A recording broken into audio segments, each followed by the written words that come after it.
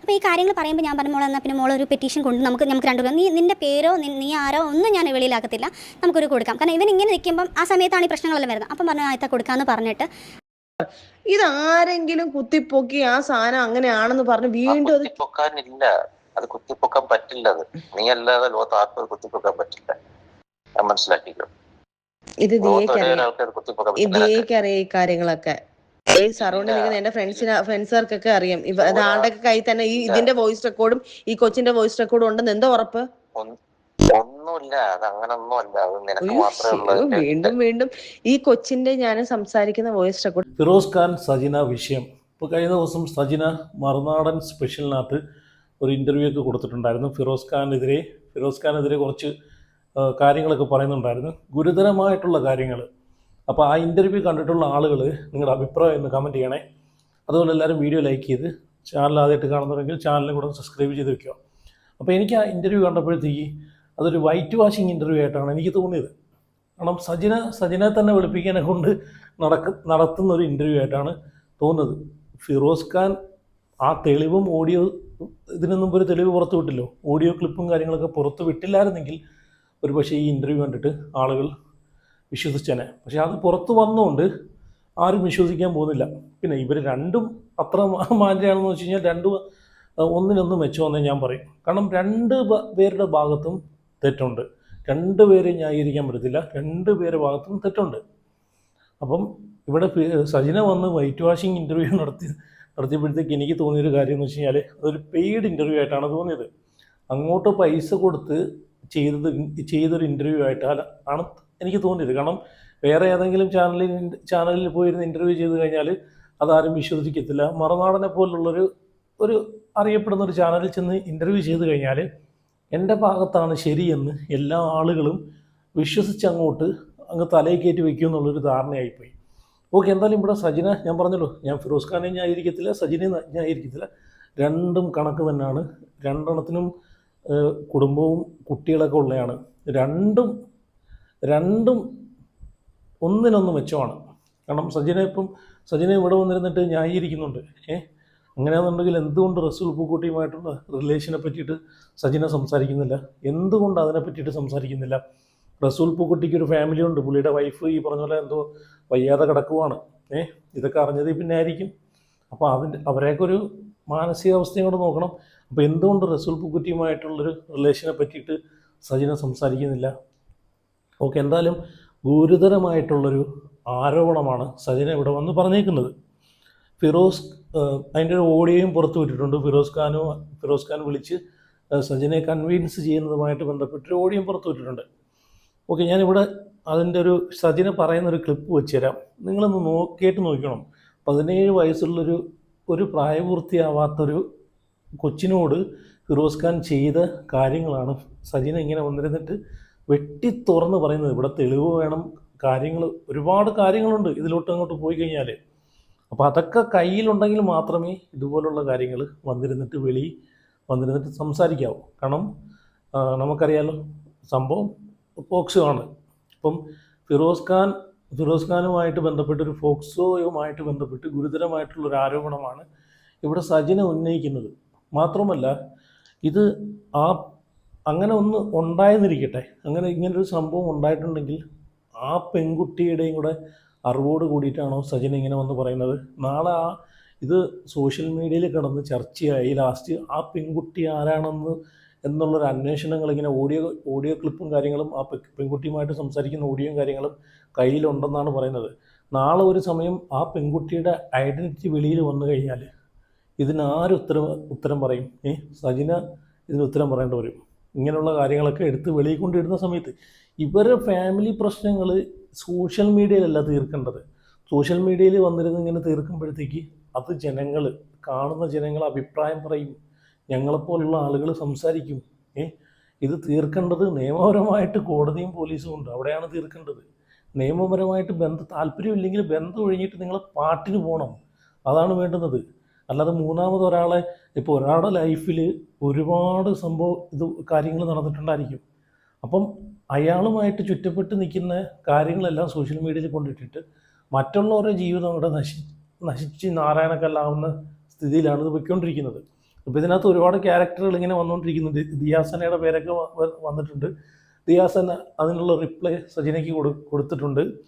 Okay, എന്തായാലും സജിന പറയുന്നത് നിങ്ങളൊന്ന് കണ്ടുപോകേ.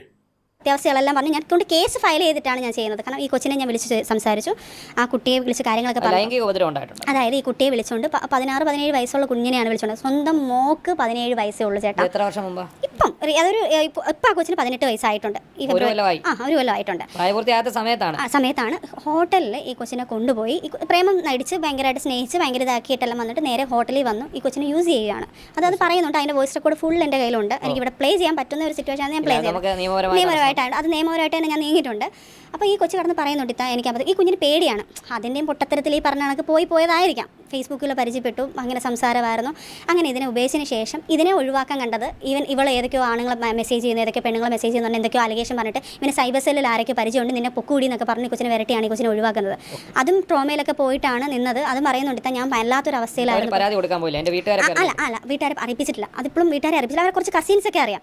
അപ്പോൾ ഈ കാര്യങ്ങൾ പറയുമ്പോൾ ഞാൻ പറഞ്ഞ മോളെ എന്നാൽ പിന്നെ മോളൊരു പെറ്റീഷൻ കൊണ്ട് നമുക്ക് രണ്ടുപേരും നിന്റെ പേരോ നീ ആരോ ഒന്നും ഞാൻ വെളിയിലാക്കത്തില്ല, നമുക്കൊരു കൊടുക്കാം. കാരണം ഇവൻ ഇങ്ങനെ നിൽക്കുമ്പം ആ സമയത്താണ് ഈ പ്രശ്നങ്ങളെല്ലാം വരുന്നത്. അപ്പം പറഞ്ഞു ആയത്ത കൊടുക്കാമെന്ന് പറഞ്ഞിട്ട് ആ സമയത്താണ് ഞാൻ പറഞ്ഞു ഞാൻ കൊണ്ട് കേസ് കൊടുക്കാം. കേസ് കൊടുക്കുമ്പോൾ എന്തായാലും സത്യാവസ്ഥ തെളിയുമല്ലോ, എന്തായാലും തിരക്കുമല്ലോ.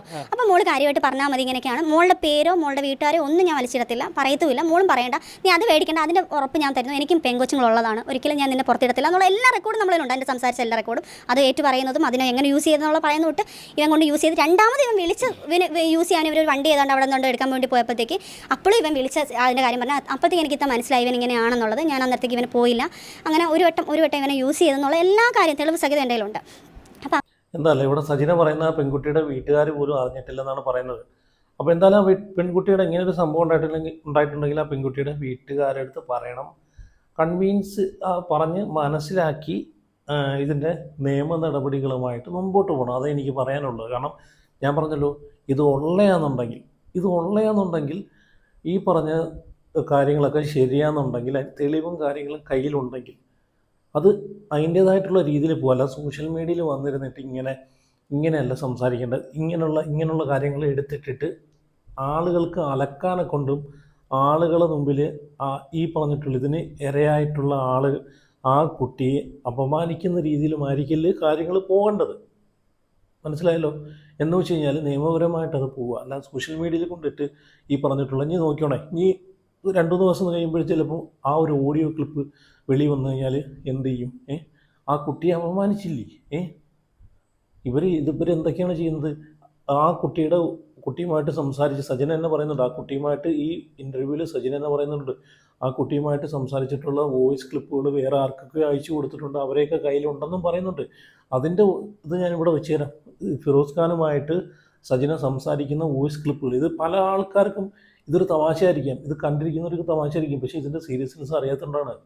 ഇവർ കാരണം ഒരു പ്രായപൂർത്തിയാവാത്തൊരു കുട്ടിയും കൂടെ അതിനകത്ത് വലിച്ചഴിക്കാൻ പോവാണ്. അതാണ് ഇവർ ചെയ്യുന്നത്. അല്ലെങ്കിൽ നിയമപരമായിട്ട് മുന്നോട്ട് പോകണമായിരുന്നു. അതാണ് വേണ്ടത്. ഇനിയിപ്പം ഈ സജിന ആ പെൺകുട്ടിയുമായിട്ട് സംസാരിക്കുന്ന വോയിസ് ക്ലിപ്പുകൾ പല ആളുകളുടെ കയ്യിൽ ഉണ്ടെന്ന് പറയുന്നുണ്ട്. സജിനയുടെ ഫ്രണ്ട്സിൻ്റെ കയ്യിൽ. ഒരു കാരണം വെച്ചാലും അത് ഷെയറായി പോകാതിരിക്കാനോ അല്ലെങ്കിൽ മറ്റുള്ള ആളുകൾക്ക് അവർ അയച്ചു കൊടുക്കാതിരിക്കാനോ നോക്കേണ്ട ഒരു ഉത്തരവാദിത്വം സജിനയുടെയാണ്. അപ്പോൾ അതൊക്കെ മനസ്സിലാക്കുക. ഓക്കെ, ഇത് കേസിൻ്റെ വഴിക്ക് പോയി കഴിഞ്ഞാൽ അത് സജിനയും ഇതിനകത്ത് പെടും, അതിനകത്ത് യാതൊരു സംശയമില്ല. ഓക്കെ, ഞാൻ ഈ സജിന ഈ കാര്യങ്ങളൊക്കെ പറഞ്ഞതിന് ശേഷം ഫിറോസ് ഖാൻ സജിനയെ വിളിച്ചിട്ട് ഇതുമായിട്ട് ബന്ധപ്പെട്ട് സംസാരിക്കുന്നുണ്ട്. ആ ഒരു ഓഡിയോയും കൂടെ ഞാൻ ഇവിടെ വെച്ച് തരാം. ഈ ഇൻ്റർവ്യൂവിൽ തന്നെ കൊടുത്തൊരു ഓഡിയോ ആണ്, സജിന കേൾപ്പിക്കുന്ന ഒരു ഓഡിയോ ആണ്. അതും കൂടെ നിങ്ങളൊന്ന് കേട്ട് നോക്കുക. അതിനകത്ത് നല്ല വ്യക്തമായിട്ട് പറയുന്നുണ്ട്. കാരണം ഈ പെൺകുട്ടിയുടെ വോയിസ് സജിനയുടെ ഫ്രണ്ട്സിൻ്റെ കയ്യിലൊക്കെ ഉണ്ട്. അവരത് പുറത്ത് വിടുവോ ഇല്ലയോ, കുത്തിപ്പൊക്കുമോ എന്നൊക്കെ ഉള്ളൊരു ഒരു പേടിയുണ്ടെന്നൊക്കെ പറയുന്നുണ്ട്. ഞാൻ അതാണ് ആദ്യം പറഞ്ഞത്. ഇവർ കാരണം, ഇവരെ ഫാമിലി ഇഷ്യൂ കാരണം ഇത് പല ആളുകളുടെയും ലൈഫ് കോഞ്ഞാട്ടയാവുന്ന കേസ് കെട്ടാണ് ഇപ്പം നമ്മൾ കാണാൻ പോകുന്നത്. അങ്ങനെയൊക്കെയാണ് ഇപ്പം നടന്നുകൊണ്ടിരിക്കുന്നത്. അപ്പോൾ എന്തായാലും ഞാൻ ആ ഒരു ഓഡിയോ കൂടെ ഇവിടെ വെച്ച് തരാം. സജിന എന്നെ പുറത്തുവിട്ട് ഓടിയാണ്, അതും കൂടെ നിങ്ങളൊന്ന് കേട്ടു നോക്കേ. ആൾക്കാർ അറിയണമല്ലോ ഈ പോക്സോ കേസ് കൊടുത്തു എന്ന് അറിഞ്ഞപ്പോഴാണ്.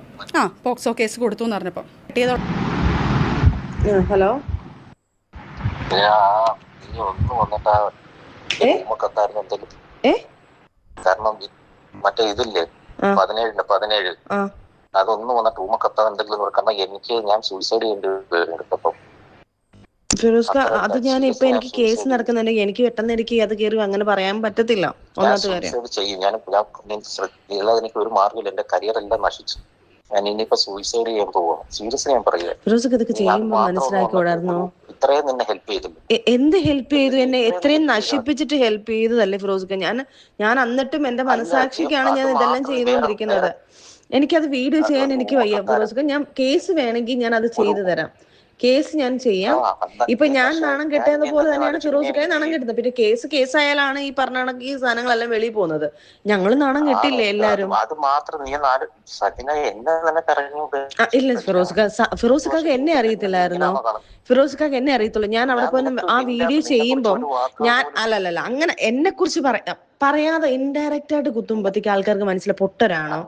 ഞാനൊരു വീഡിയോ ഇട്ടപ്പോഴും നമ്മൾ സപ്പോർട്ട് ചെയ്ത മൂന്നാമതൊരാൾ കാരണമല്ല എന്ന് പറഞ്ഞു ഞാൻ ഇടുന്നുണ്ട്.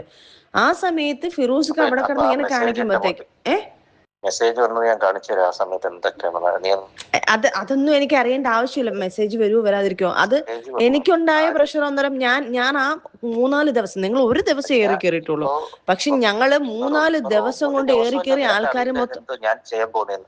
കാരണം ഞാൻ മരിക്കാൻ പോവുകയാണ്. കാരണം എനിക്ക് ഞാൻ സൂയിസൈഡ് ചെയ്യും ഉറപ്പായിട്ട്. ഫിറോസ്ക്ക, ഞാൻ ഒരു കാര്യം പറയട്ടെ, ഉപ്പ് തിന്നുവൻ വെള്ളം കുടിക്കും. ഇപ്പൊ ഞാനായാലും ഞാൻ ചെയ്ത തെറ്റിന് ഞാൻ അനുഭവിക്കുമായിരിക്കും.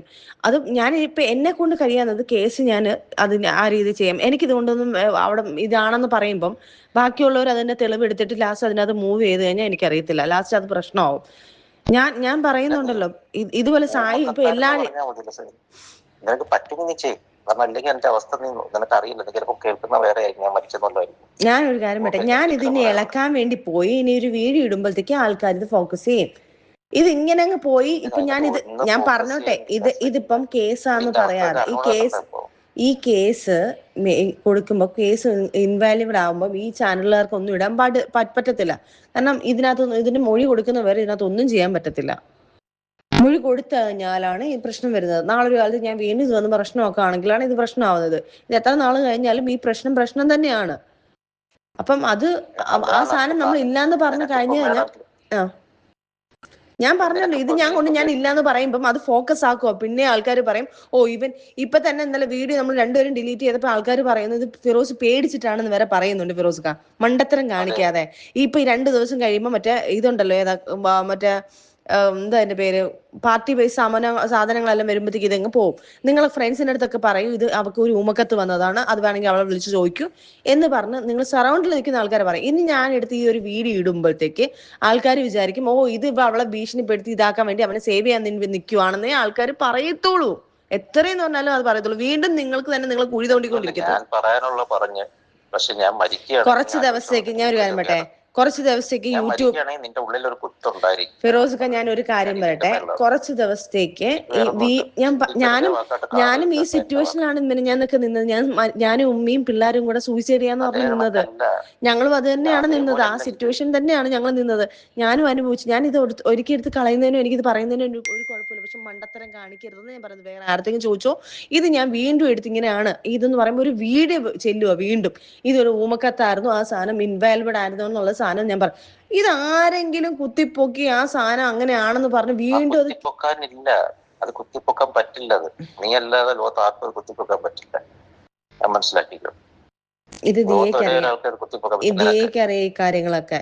ഈ സറൗണ്ടിൽ നിൽക്കുന്ന എന്റെ ഫ്രണ്ട്സുകാർക്കൊക്കെ അറിയാം. ആളുടെ കയ്യിൽ തന്നെ ഇതിന്റെ വോയിസ് റെക്കോർഡും ഈ കൊച്ചിന്റെ വോയിസ് റെക്കോർഡും ഉണ്ടെന്ന് എന്താ ഉറപ്പ്?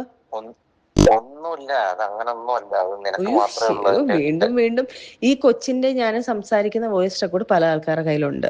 അത് കുത്തിപ്പൊക്കുമ്പം ഇവരെല്ലാരും കൂടെ പറയും, ഇവർ രണ്ടുപേരും കളിക്കുവാണോ എന്നുള്ള രീതിയിൽ വന്നിട്ട് ഇത് ലാസ്റ്റ് വെളിയിൽ വന്ന് നിങ്ങൾ തന്നെ ലാസ്റ്റ് പ്രശ്നം വരും. ഞാൻ ചോദിക്കട്ടെ, ഇപ്പൊ നീയുമായിട്ട് സംസാരിച്ചപ്പോൾ അതങ്ങനെ വേറെ കേട്ടല്ലോ. അപ്പം സജിൻ തന്നെ പറയുന്നുണ്ട് ആ കുട്ടി ഒരു ട്രോമയിലൊക്കെ പോയിരുന്ന ഒരു സിറ്റുവേഷൻ ഉണ്ടായിരുന്നു എന്നൊക്കെ പറയുന്നുണ്ട്. അപ്പോൾ ഇത്രയ്ക്കൊരു സിറ്റുവേഷനിലൂടെ കടന്നു പോയിട്ടും ആ പെൺകുട്ടിയുടെ വീട്ടുകാരുടെ അടുത്ത് പോലും ഇത് പറഞ്ഞിട്ടില്ല.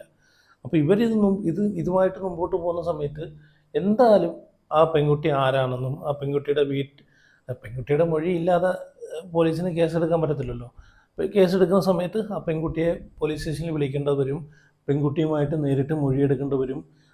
ഫിറോസ് ഖാൻ്റെ ഭാഗത്തു നിന്ന് ഇങ്ങനെ എന്തെങ്കിലും ഉണ്ടായിട്ടുണ്ടോ, ഫിറോസ് ഖാൻ അറിയാമെന്നൊക്കെ ചോദിക്കുന്ന ഒരു സമയം വരും. അപ്പം എന്തായാലും ഈ പോലീസ് ഈ പെൺകുട്ടിയുടെ വീട്ടിൽ എന്തായാലും പെൺകുട്ടിയുടെ വീട്ടുകാർ അറിയാതെ പെൺകുട്ടിയെ എന്തായാലും ചോദ്യം ചെയ്യാൻ പോലീസ് സ്റ്റേഷനിൽ വിളിക്കാൻ സാധിക്കത്തില്ല. എങ്ങനെ പോയാലും പെൺകുട്ടിയുടെ വീട്ടിൽ ഈ കാര്യം അറിയും.